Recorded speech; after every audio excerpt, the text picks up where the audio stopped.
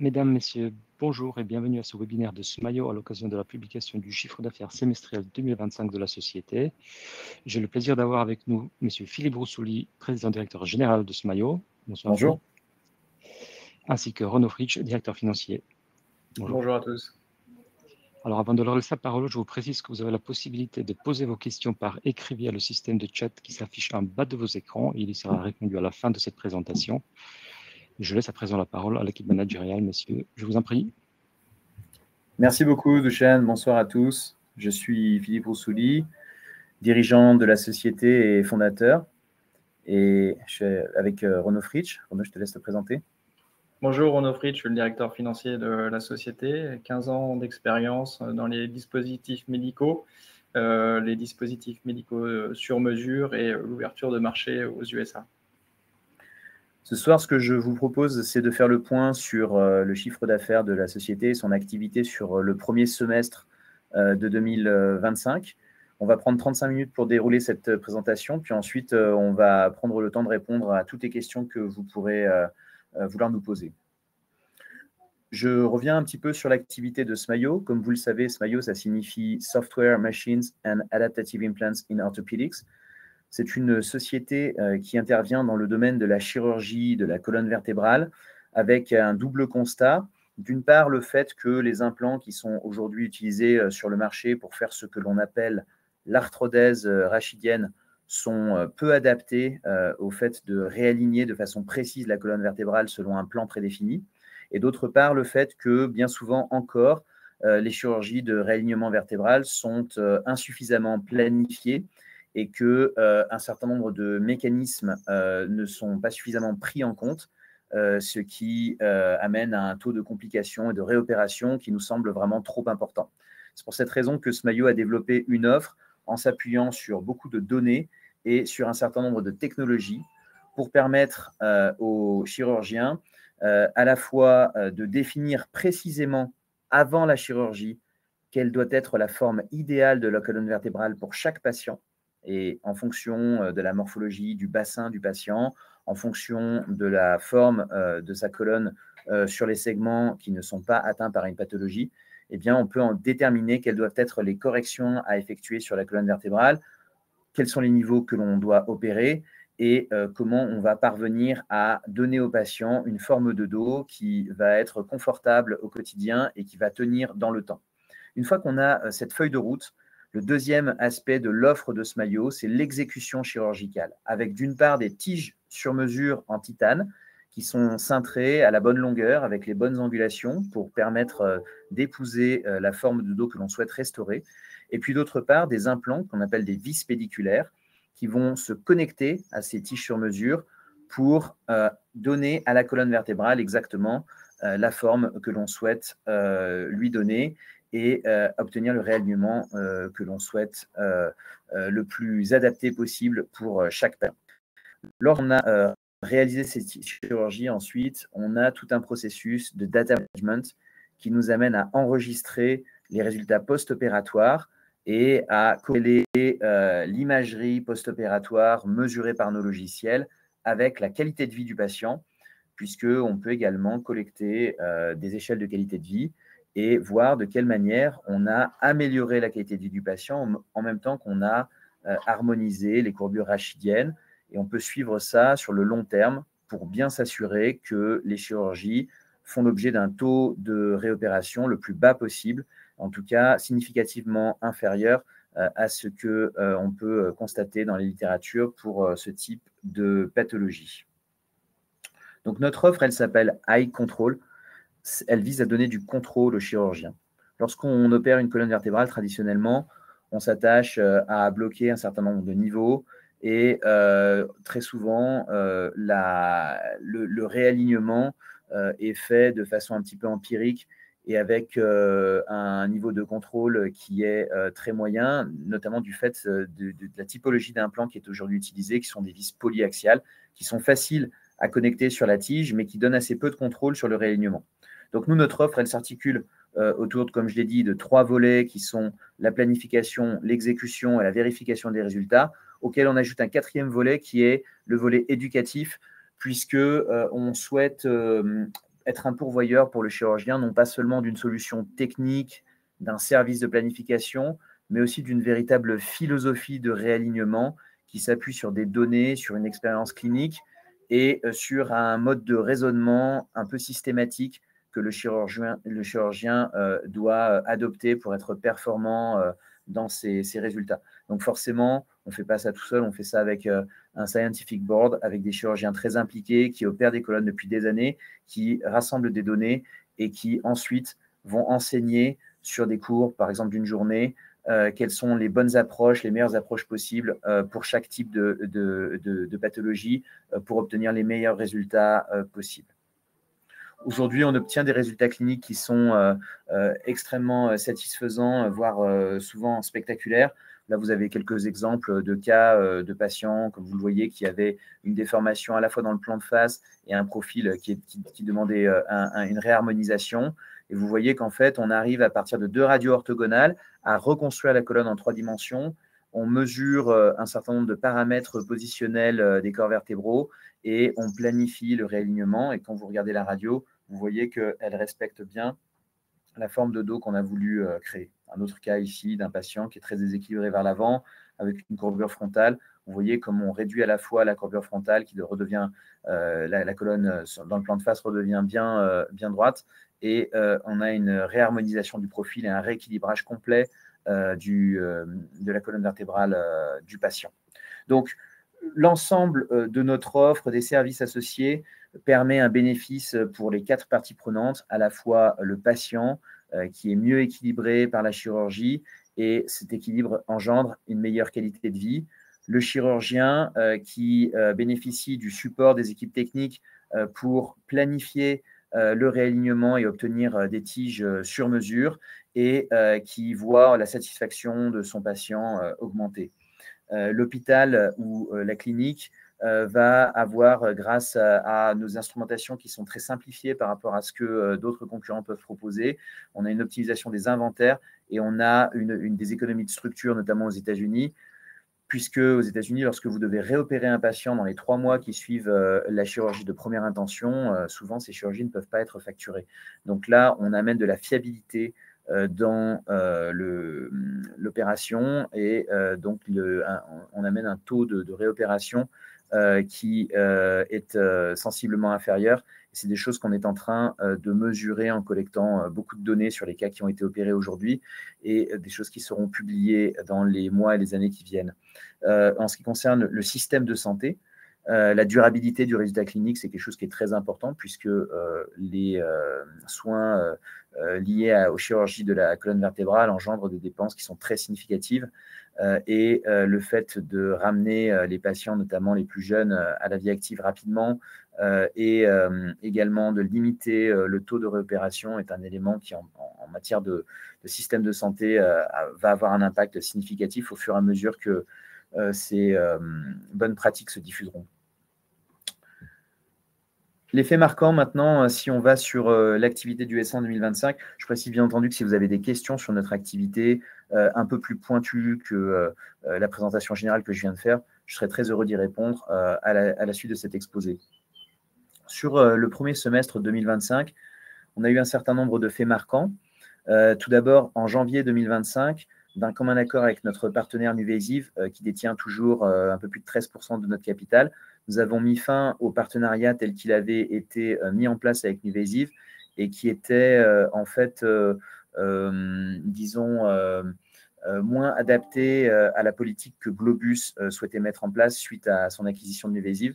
On est toujours en discussion avec ce groupe pour mettre en place un partenariat non exclusif d'une autre forme. Disons que la fin de ce partenariat qui, comme vous le savez, avait donné lieu au paiement d'un premier milestone, est une opportunité pour Smayo dans la mesure où ça lui donne la possibilité de travailler avec n'importe quel autre fabricant et permet également de rediscuter même avec Globus sur un périmètre qui pourrait être plus large à l'avenir. Donc, les choses restent très ouvertes.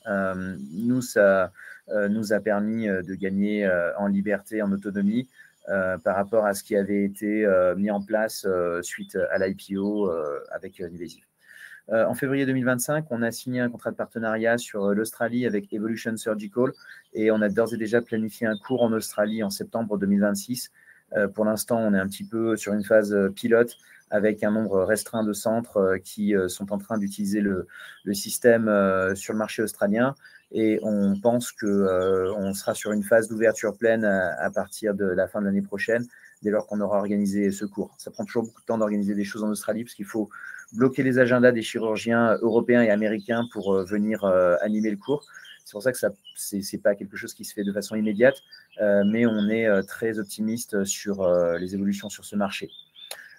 Toujours en février 2025, on a accueilli un troisième membre au sein du conseil scientifique américain de SMAIO, le Dr Blaskevich, et on va poursuivre cet élargissement de notre board meeting, scientific board meeting, à d'autres utilisateurs qui sont également des personnes qui nous aident pendant les cours, notamment le cours qu'on va organiser à New York en décembre. En avril-mai 2025, on a renforcé la structure financière grâce à notre partenaire historique Next Stage Asset Management, avec une levée de fonds de 2,5 millions d'euros, une augmentation de capital de 1,5 million et des obligations convertibles pour 1 million d'euros. Je reviendrai de façon plus détaillée sur cette opération lors de prochaines slides. Un petit focus sur le conseil scientifique nord-américain avec 3 chirurgiens qui sont des chirurgiens extrêmement connus aux États-Unis, Dr Molina, Neumann et Blaskevich, qui sont des leaders dans le domaine de la déformation et qui nous aident sur différents aspects. Premièrement, au niveau R&D, on collabore avec eux sur le développement d'évolution de nos implants et de nos logiciels. Deuxièmement, sur les communications pendant les congrès auprès de leurs pairs et également sur la rédaction d'articles scientifiques où ils s'impliquent. Et enfin, ils nous permettent de former les futurs utilisateurs de la solution. C'est des personnes qui l'utilisent de façon très fréquente et qui la maîtrisent parfaitement. Donc c'est pour nous très stratégique d'associer des chirurgiens qui ont une renommée importante au projet pour nous permettre de gagner en audience et d'asseoir notre notoriété sur le marché nord-américain. Toujours en ce qui concerne la formation des utilisateurs, on fait ce qu'on appelle le Sagittal Alignment Think Tank. Ce sont en fait des événements d'une journée pendant lesquels on passe sur une phase de lectures, c'est-à-dire des présentations qui sont liées à notre philosophie. Ensuite, on a des sessions dynamiques avec des cas pratiques où on donne les radios, les chirurgiens se prononcent sur le type d'alignement qu'ils souhaitent réaliser pendant la chirurgie et on peut leur montrer en direct sur la reconstruction 3D de la radio comment on pourrait simuler les effets d'une chirurgie. Chacun est amené à proposer des stratégies de réalignement et au final on obtient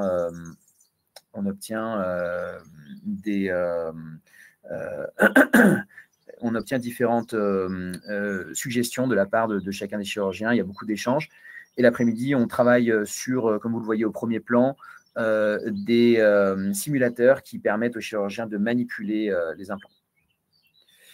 Donc, vous voyez en fait une progression entre la première session qui a été organisée à Dallas en 2022 et la dernière à New York en 2024.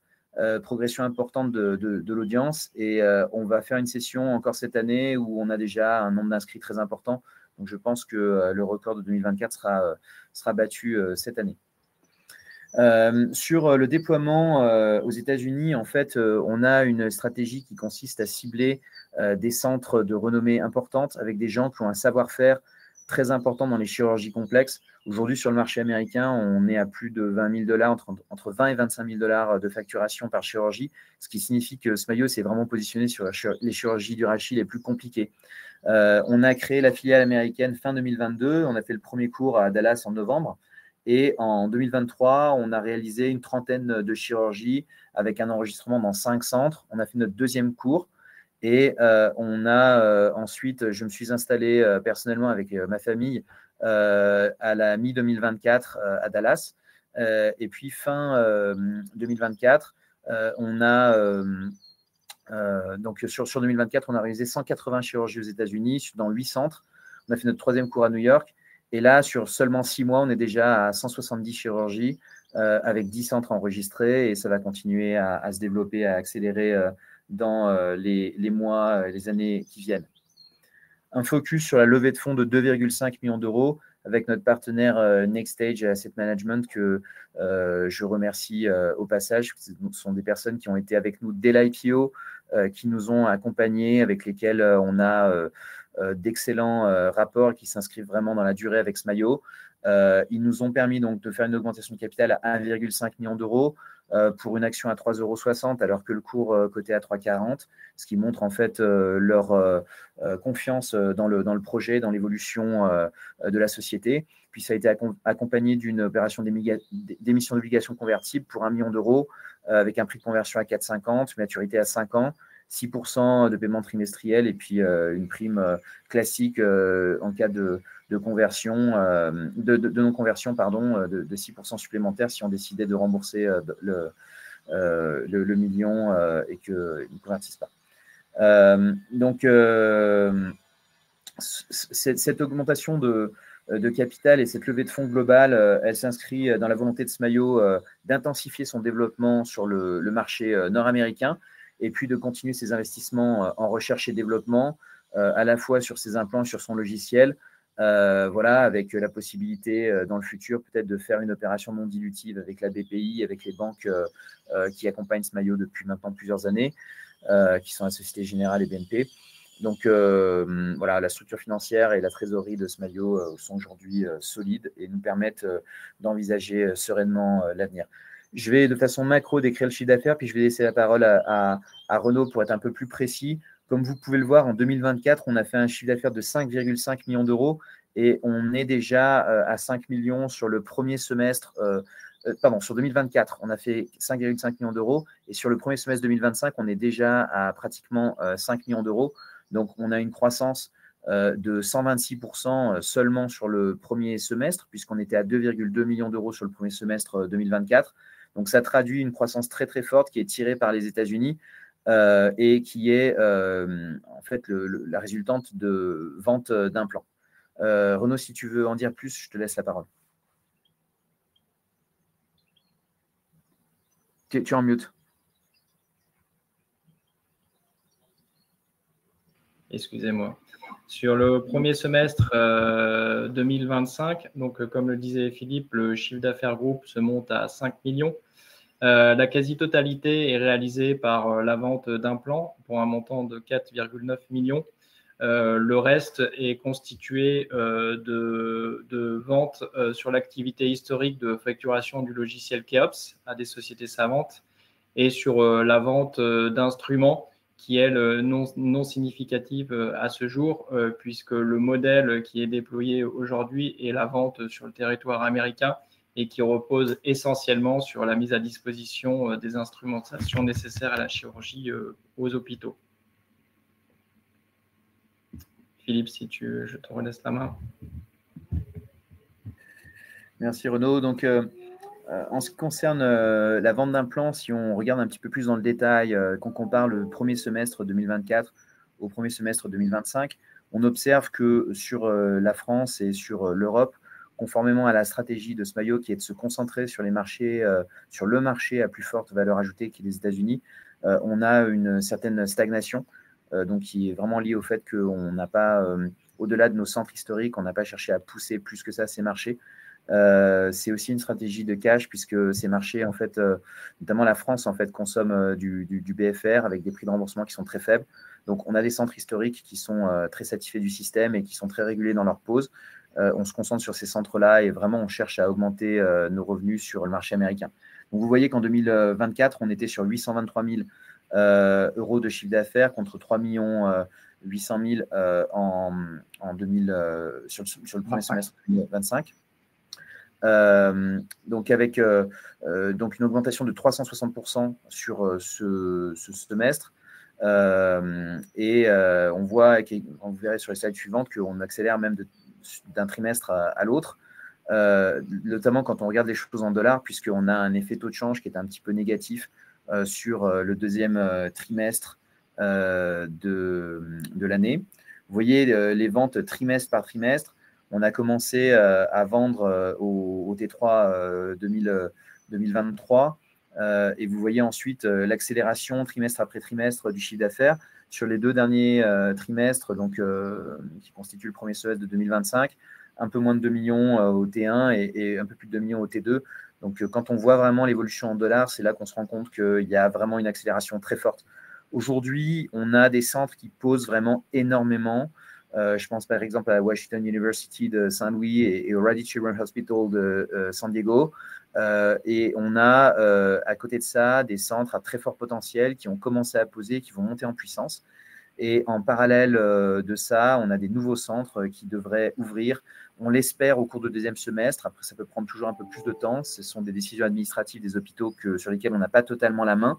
Mais on est donc confiant sur le fait qu'on a énormément de potentiel de croissance encore, qu'on est juste au début de l'histoire. Concernant la stratégie commerciale de la société, comme vous le comprenez, elle consiste à appuyer au maximum sur les États-Unis. Pourquoi sur les États-Unis? Premièrement, des prix de vente qui sont entre 5 et 10 fois supérieurs à ce que l'on obtient en Europe.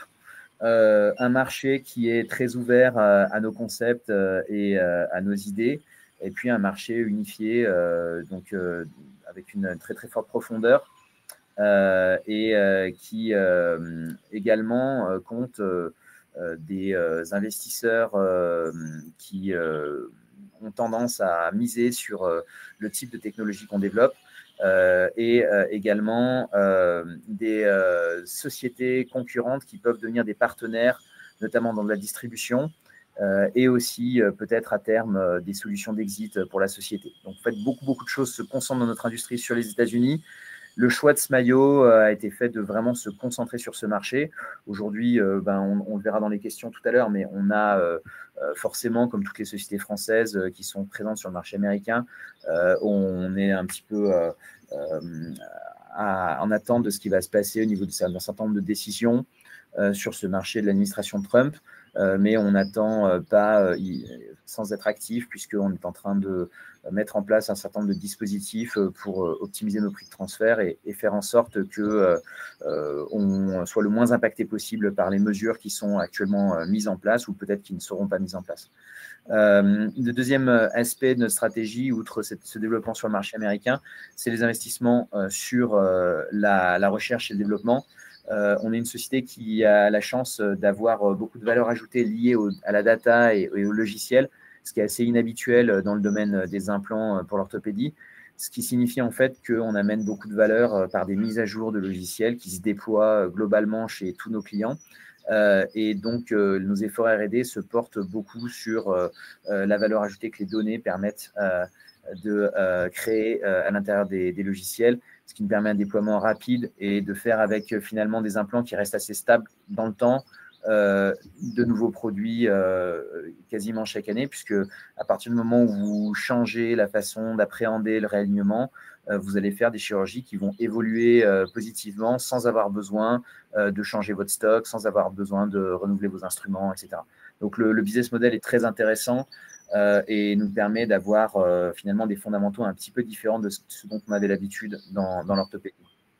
En ce qui concerne la stratégie de distribution, en fait, en France, on vend en direct à une poignée de centres qui, donc pour à peu près 1 million d'euros, qui sont nos partenaires depuis très longtemps et qui maîtrisent parfaitement l'outil. On utilise des distributeurs et des agents, notamment en Espagne, au Danemark, et en Lituanie et en Australie. Donc, avec un modèle dans lequel nos instruments et notre stock sont achetés par les distributeurs et on a un partage de la valeur créée auprès des chirurgiens quasiment à 50-50. Aux États-Unis, en fait, c'est une distribution directe. Donc, je gère en direct le business development avec une série de distributeurs et on a des agents qui assistent aux chirurgies, qui sont commissionnés et qui, lorsque l'on a convaincu un chirurgien de travailler avec nous, vont se former à la technologie et vont ensuite accompagner le chirurgien à chaque chirurgie et prendre un pourcentage sur le chiffre d'affaires qui est généralement autour d'un tiers du chiffre d'affaires qu'on réalise. C'est la même chose pour nous et pour la plupart des sociétés du marché. L'innovation et la R&D, donc c'est un pan important de notre activité. Ça porte principalement, comme je l'ai dit, sur le software. avec l'utilisation des données, l'intelligence artificielle, premièrement pour arriver très rapidement à positionner des points sur des repères anatomiques clés sur les radios, pour accélérer très fortement la phase d'acquisition de l'image. Donc, grâce à l'intelligence artificielle, éduquée avec plus de 12 000 radios annotées par des chirurgiens experts, on arrive à analyser les radios directement avec la machine. Le deuxième point, c'est la prédiction du comportement des zones non opérées suite à la chirurgie. Vous opérez des segments, vous réalignez la colonne d'une certaine façon, vous avez des segments qui restent non opérés, voir comment est-ce qu'ils vont se réaligner, est-ce qu'ils vont bouger en bloc, est-ce qu'ils vont s'affaisser, est-ce que le bassin va tourner autour des têtes fémorales ou pas. Tous ces éléments-là, en fait, on travaille sur les données, l'intelligence artificielle pour les prédire et pour donner au chirurgien une vision la plus précise possible de la quantité de correction qu'il doit donner aux différents niveaux de la colonne. Donc, ces technologies, en fait, sont développées très en amont et sont testées, sont validées avant d'arriver vraiment sur le marché, de pouvoir être utilisées progressivement, d'abord par notre équipe de techniciens et ensuite directement par les chirurgiens. En parallèle de ces développements software, on a aussi des développements hardware avec des implants qui sont de plus en plus faciles à utiliser. Là, on est en train de créer une vis polyaxiale, mais avec le même système de vis à poste qu'on a aujourd'hui. L'idée étant de garder l'avantage de la monoaxialité sur les niveaux qui le requièrent et sur les niveaux qui requièrent simplement une stabilisation sans réalignement, puisque ce sont des niveaux qui demandent juste à être couverts et stabilisés et qui sont déjà alignés de façon convenable. On peut utiliser une option de polyaxialité qui va ouvrir le système à plus de chirurgiens. Donc ça, c'est quelque chose sur lequel on travaille et qui va normalement sortir en début d'année prochaine. On travaille aussi sur des nouveaux matériaux pour les tiges, matériaux plus rigides, et sur la possibilité d'avoir différents diamètres et différents matériaux pour les tiges. Donc, ce sont des projets qui vont arriver sur le marché dans le courant de l'année prochaine. En ce qui concerne le news flow sur le S2 2025, on espère pouvoir annoncer l'ouverture de nouveaux centres, annoncer également l'ouverture d'une plateforme de multi-fabricants d'implants, puisque nos tiges sur mesure peuvent être utilisées, bien entendu, avec notre vis qui a été designée pour ça, mais aussi avec les vis du marché. On a moins d'effets de réalignement, mais on garde quand même l'avantage de la tige sur mesure. Et on a une grosse demande suite à le Termination Agreement qu'on a signé avec NuVasive pour que de nouveaux acteurs, de façon non exclusive, puissent distribuer cette tige sur mesure auprès de leurs clients. Donc, il y a des choses qui sont en discussion et qui pourraient nous amener dans les mois qui viennent à accroître la diffusion de nos tiges sur mesure. Je rappelle qu'aux États-Unis, on les vend $1 500 par tige, donc à peu près $3 000, entre 3 et 6 000 $, parce que parfois, les chirurgiens utilisent 4 tiges par chirurgie. Et ça, multiplié par un certain nombre de fabricants qui font un nombre très, très important de chirurgies, ça peut nous permettre d'accroître notre activité sur les tiges sur mesure de façon significative. C'est une activité qui est intéressante puisqu'elle ne nécessite pas de stock et pas d'instruments. Donc, c'est quelque chose qu'on souhaite pousser. Sur la R&D, comme je l'ai expliqué, l'intelligence artificielle va nous permettre d'accélérer les acquisitions des images. On va sortir également les tiges en cobalt chrome, qui est un matériau plus rigide que le titane et qui est intéressant pour certaines déformations, notamment pédiatriques. Et puis, on est en train de travailler sur des nouveaux partenariats aux États-Unis avec des fabricants. On discute encore avec Globus, on discute avec d'autres. On verra si on trouve des accords sur certains sujets, notamment de la distribution. Et on va faire notre plus récent Digital Alignment Think Tank à New York au mois de décembre. À moyen terme, on souhaite dépasser les 20 centres sur l'ensemble de notre offre Eye Control et puis avoir quelque chose qui devrait être entre 50 et 80 centres sur simplement l'utilisation de nos tiges sur mesure en connexion avec des vis de nos concurrents. Et comme je l'ai expliqué, on va sortir un petit peu de polyaxialité sur notre système pour le rendre un petit peu plus facile à utiliser, notamment sur la zone thoracique qui a moins besoin d'être réalignée. On travaille aussi sur ce qu'on appelle une plaque sacrée universelle. Aujourd'hui, on a un implant qui se met au niveau du sacrum qui permet de maximiser l'angulation entre le sacrum et la vertèbre lombaire la plus basse. C'est extrêmement important pour les résultats des chirurgies et on voudrait que cet implant puisse aussi être interfacé avec les vis pelliculaires de nos concurrents pour qu'il ait une diffusion la plus large possible. Et je parlais également des tiges multidiamètres. Il y a un certain nombre de publications scientifiques également qui vont sortir en 2026. Sur 2027-2030, une ouverture régulière de nouveaux centres chaque année avec notre philosophie complète, des centres qui utilisent uniquement notre tige sur mesure, qui vont se multiplier au fur et à mesure des partenariats commerciaux, et puis des collaborations stratégiques avec différents acteurs du marché pour proposer une offre très intégrée qui comprendrait non seulement des implants, mais aussi d'autres types, non seulement des vis pelliculaires, pardon, mais aussi d'autres types d'implants. On réfléchit à des solutions de robotisation du positionnement des vis pour rendre la chirurgie plus rapide, plus répétable et plus fiable. Il y a des robots qui existent sur le marché aujourd'hui. Ce ne sont pas des technologies qui nous satisfont parce qu'elles sont très lourdes à utiliser et globalement, la robotisation de la chirurgie est un phénomène qui est assez lent. Nous, on réfléchit sur des technologies qui seraient plus avancées, où le robot serait capable de forer la colonne, de positionner des implants directement. Donc, on espère que on trouvera des partenaires sur ces sujets, sur des technologies clés, mais on est en bonne voie pour mettre en place un certain nombre de choses avec des partenaires, mais c'est un projet sur le long terme. Et enfin, à partir de 2027, la livraison des implants 100% stériles conformément à la réglementation européenne, qui nous incite très fortement à le faire. Un certain nombre de publications sur le bénéfice clinique de tout ce qu'on propose, grâce aux très nombreuses chirurgies qu'on a déjà effectuées, qui auront un recul suffisant pour pouvoir publier. Et puis, non seulement le bénéfice clinique, mais aussi le bénéfice logistique et business pour les hôpitaux, d'avoir des chirurgies avec des implants sur mesure. C'est quelque chose aussi qui va, sur le plan économique, être très significatif pour les hôpitaux qui travaillent avec nous. En conclusion, Smayo, c'était un pionnier avant un certain nombre de concurrents qu'on voit aujourd'hui sur le marché. C'était un pionnier dans la gestion de la donnée pour la chirurgie vertébrale. On a été longtemps une société qui faisait que du logiciel. On est venu à l'implant plus tard, à partir du moment où on a une vision très claire de ce que l'on souhaitait faire des données.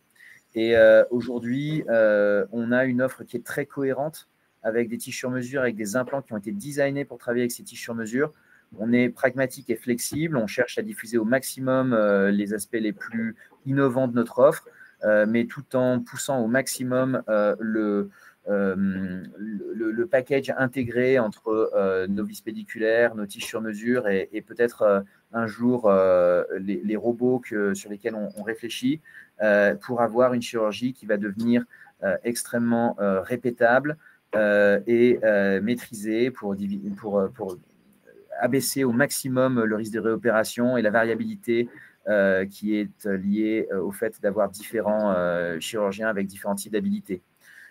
Au niveau de la R&D, ce qui est important de noter dans le modèle de Smayo, c'est que, comme je l'ai expliqué tout à l'heure, les mises à jour logicielles permettent de sublimer l'utilisation de l'implant. C'est un petit peu le modèle d'une société comme Tesla dans l'automobile, c'est d'avoir un hardware qui est assez constant dans le temps, parce que modifier des implants, mais l'évolution du logiciel permet d'avoir sans cesse un ensemble, un package de plus en plus performant. Et on a maintenant un management qui est très expérimenté, qui est spécialiste des questions de réalignement et qui a un vrai savoir-faire, qui est reconnu, une réputation qui est reconnue dans ce domaine. Et enfin, je pense qu'on a une exécution de la stratégie qui est très ciblée sur des centres clés, qui a démontré une certaine efficacité. Et on va chercher à démontrer encore cette efficacité sur les mois et les années qui viennent. Voilà, je vous remercie pour votre attention. J'ai terminé cet exposé. Je vous propose maintenant de passer sur la phase des questions. Je sais que Douchane est en train de collecter vos questions. Donc, je vais laisser Douchane me poser les premières questions et on va essayer avec Renaud d'y répondre.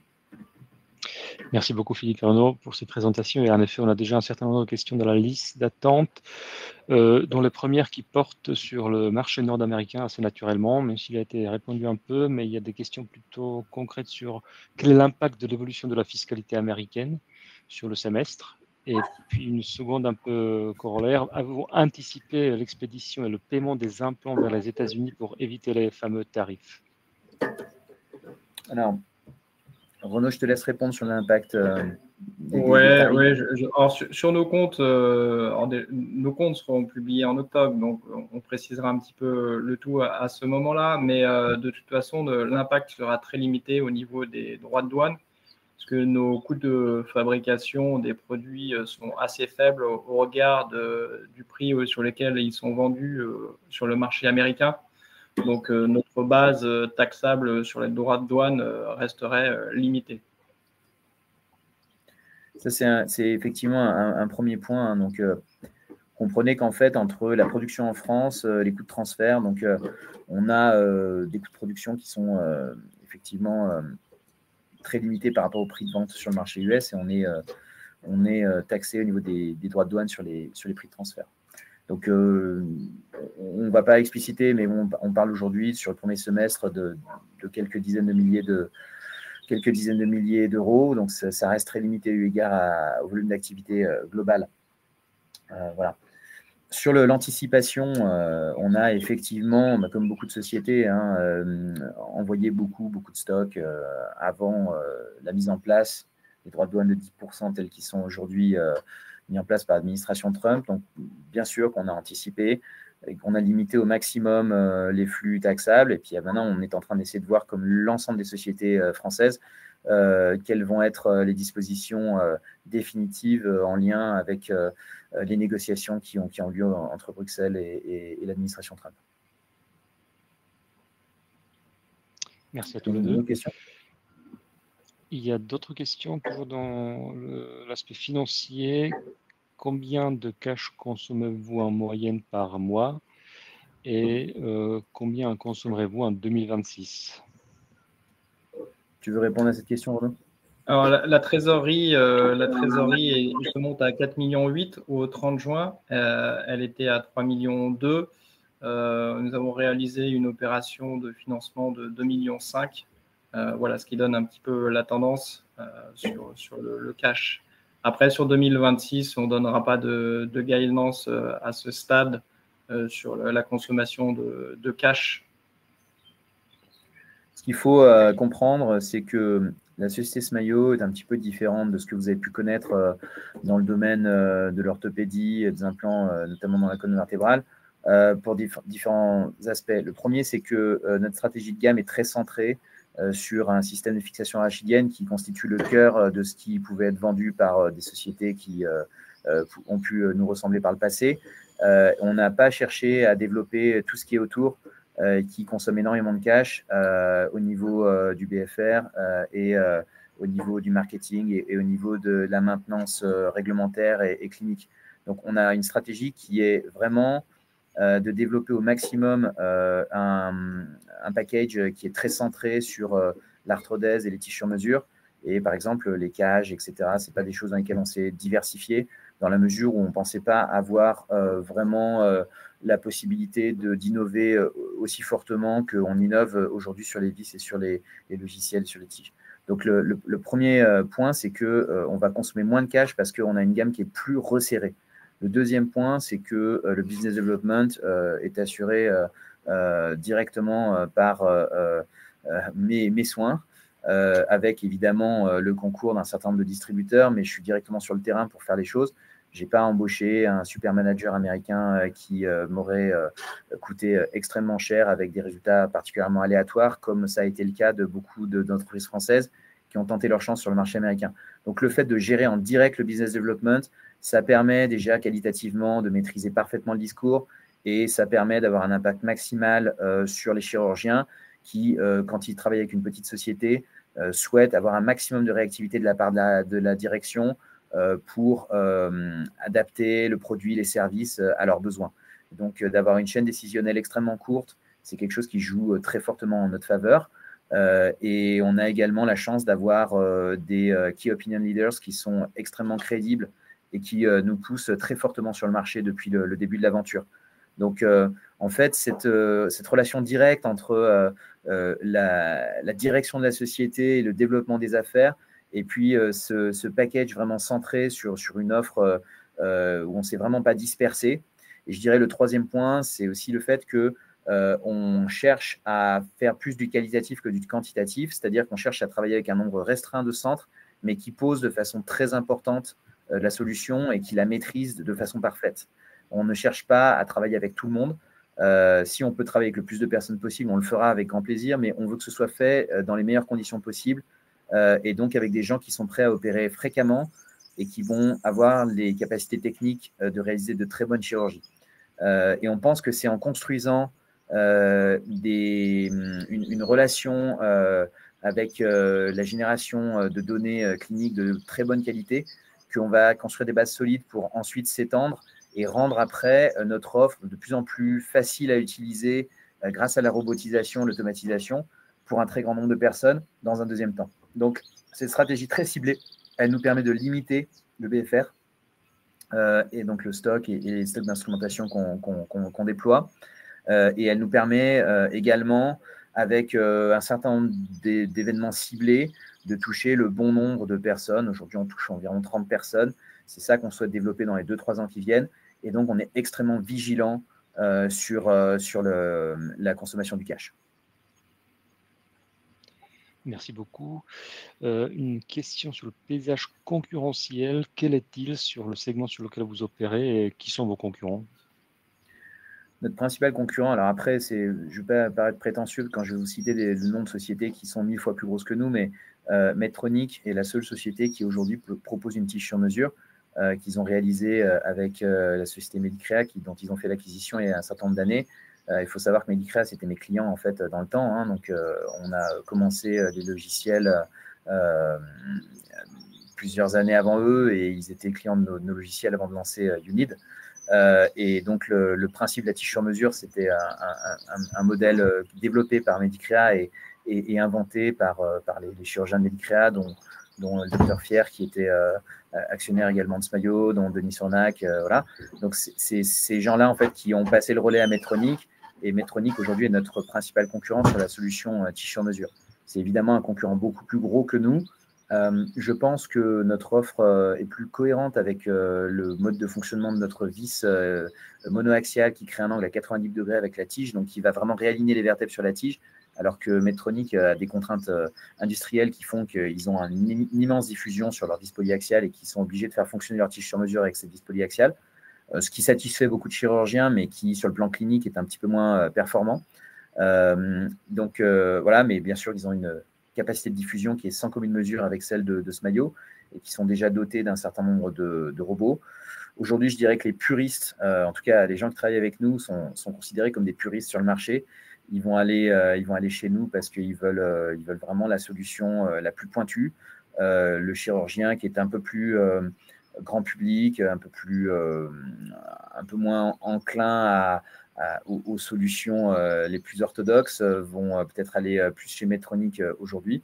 Mais les deux offres coexistent très bien sur le marché et en tout cas, on a la capacité de très fortement se développer avant de trouver nos limites et ensuite de les repousser avec des innovations technologiques qui sont déjà dans nos cartons.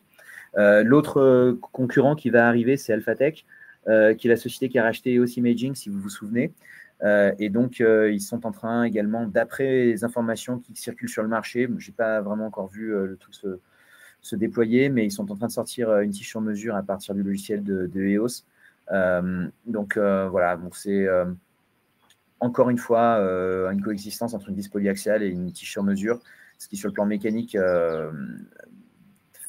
disons, a un sens relativement limité, mais qui plaît à un certain nombre de personnes sur le marché. Après, les autres gros acteurs n'ont pas de tige sur mesure et se tournent souvent vers nous en fait pour leur fournir cette tige sur mesure. C'est le sens de ce que j'essayais de vous décrire tout à l'heure, des discussions qu'on a actuellement. Donc, on parle de Q-Synthèse, on parle de Orthofix, on parle de High Reach Medical et peut-être d'autres dans le futur, qui sont des personnes qui ont de très belles offres, qui sont très présents sur le marché et qui peuvent être potentiellement intéressés dans le futur pour travailler avec nous sur notre tige sur mesure. Rien n'est arrêté aujourd'hui, mais en tout cas, on a des discussions un peu avec tout le monde. et on est très, très content et très honoré d'avoir la possibilité de collaborer avec nos concurrents pour se développer. Merci Philippe. Alors, il y a une question pratico-pratique d'un participant. Pouvez-vous éditer un replay du webinaire? Je me permets de répondre. Alors oui, il y aura une rediffusion du webinaire qui sera disponible ultérieurement. Ensuite, des nouvelles questions. Y a-t-il des limites de capacité de production auxquelles vous êtes confrontés? Et la même personne nous pose la question sur la facturation en dollars pour tous les États-Unis. Est-ce qu'il y a une distinction? Alors, en ce qui concerne les limites de production, je pense que cette personne fait allusion aux tiges sur mesure, puisque en ce qui concerne les vis, en fait, du moment qu'on sait quel va être le volume, on a 2 sous-traitants en France qui réalisent les vis, on peut très bien augmenter la cadence de façon importante. Donc là, il n'y a pas de sujet.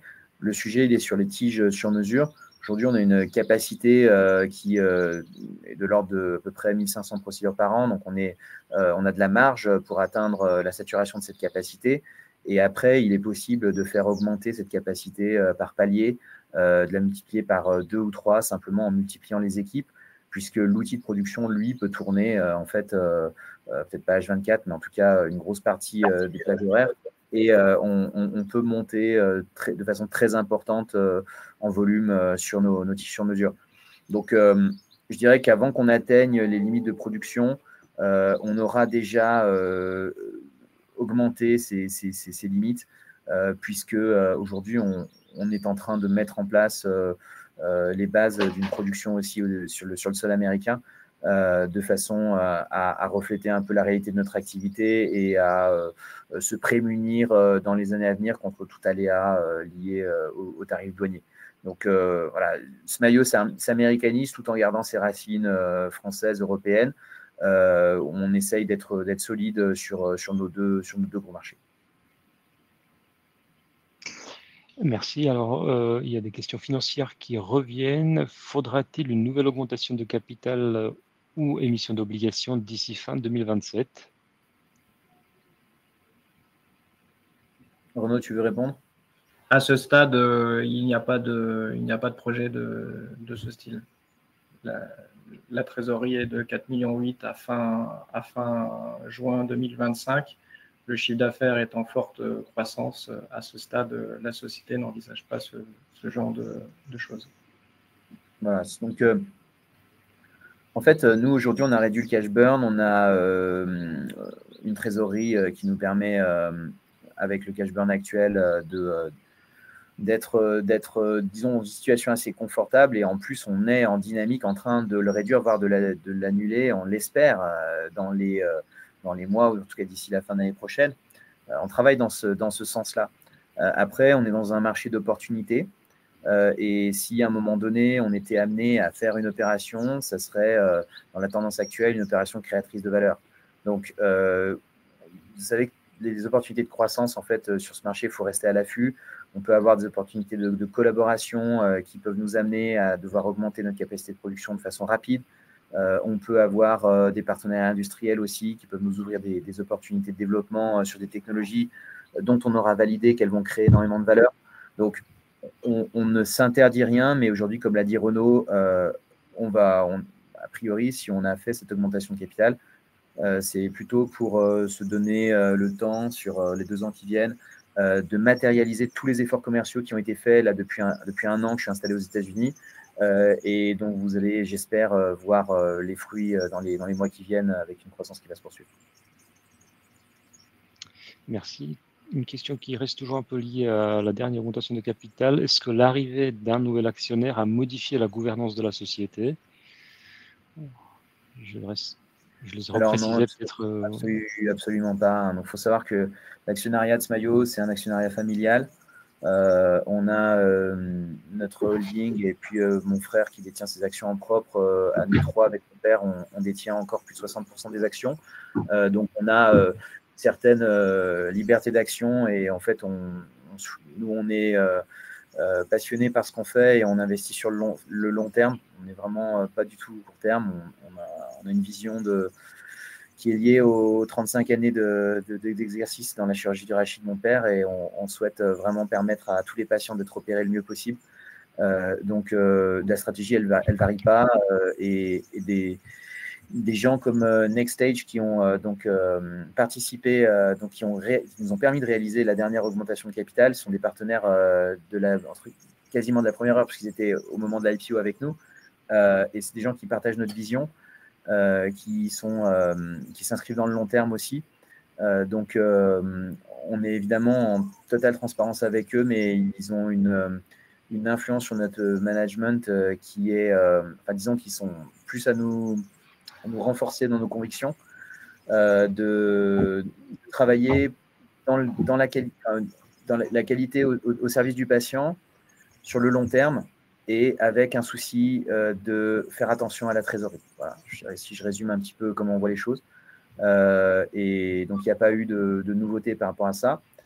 Quand Nuvesive est rentré au capital de la société au moment de l'IPO, ils ont été un partenaire assez passif sur le plan de la gouvernance, tout en étant sur le plan du partenariat qu'on avait mis en place, ils étaient très présents.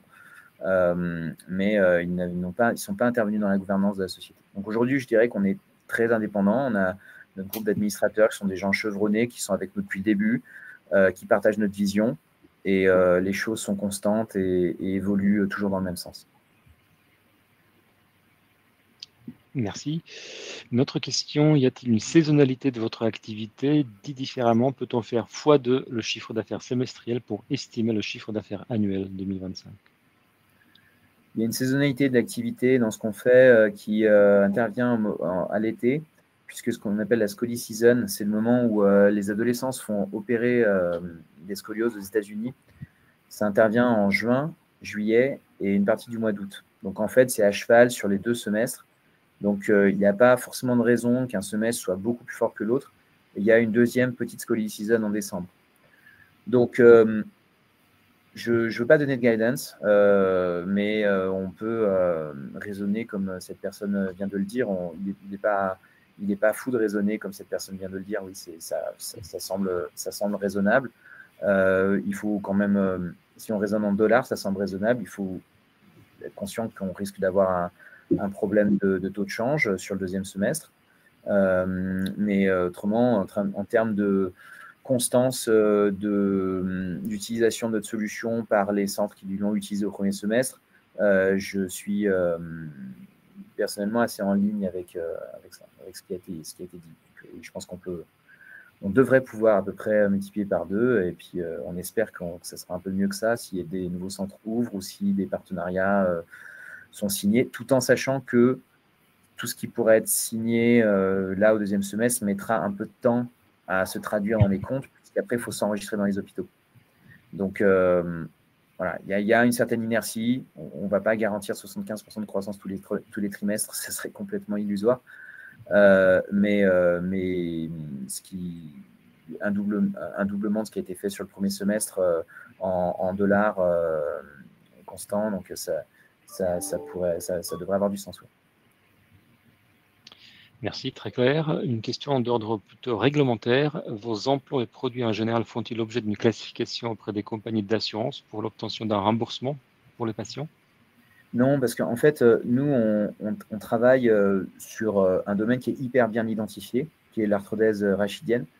Donc, tout est clair. Enfin, je veux dire, on n'a pas besoin de mettre en place quoi que ce soit. C'est déjà, alors je ne sais pas si c'est le sens de la question, mais tout est déjà remboursé, tout est déjà classifié. Il n'y a rien qui viendrait nécessiter une nouvelle demande de remboursement. Tout est déjà pris en charge. Donc concrètement, en France, une vis pédiculaire, ça se rembourse autour de 150 €. Dans les autres pays européens, c'est à peu près le double. Donc quand on travaille avec des distributeurs qui nous rétrocèdent la moitié du chiffre d'affaires, on reste sur à peu près les chiffres français quand on fait des ventes en Espagne ou quand on fait des ventes alors au Danemark, c'est plus élevé. Au Danemark, on est plutôt à 450 la vis. Et quand on est sur les États-Unis, on va avoir des prix qui vont en moyenne être de l'ordre de 900 $ la vis. Ça peut monter beaucoup plus dans certains hôpitaux. Ça peut descendre autour de 800. Là où on a vraiment des prix de remboursement très intéressants, c'est sur tout ce qui concerne les tiges sur mesure. je parlais de 1 500 $ par tige, alors que en France, pour le coup, là, il n'y a pas de remboursement spécifique pour une tige sur mesure. C'est remboursé comme une tige droite classique, 70 €. Donc, vous comprenez pourquoi on met l'accent sur le marché américain. Et on a des implants qui sont très innovants et qui sont moins connus des hôpitaux, qui sont par exemple les plaques sacrées, sur lesquelles aux États-Unis, on peut aller sur des remboursements très importants, avec 2 plaques, les 4 vis qui permettent de les tenir. On peut facturer ça autour de 6 500 $. Là où en France, on serait à quelques centaines d'euros. Merci, très clair et très complet. En l'occurrence, c'était la dernière question dans la file d'attente. Je rappelle à nos participants qu'ils peuvent toujours poser des questions via le système de chat.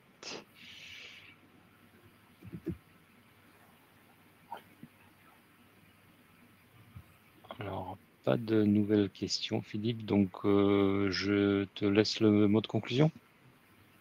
Merci beaucoup, Douchiane, et merci à tous d'avoir passé 1 heure avec nous. Bon, je pense que vous l'aurez compris, on est sur une dynamique commerciale qui est très forte. On va essayer dans les mois et les années qui viennent d'intensifier cette dynamique. Je pense qu'il y a encore un potentiel très important pour intensifier cette dynamique, que ce soit en augmentant notre notoriété auprès des chirurgiens, notamment américains, ou en sortant un certain nombre d'innovations qui vont être arrivées en complément de ce que l'on propose déjà.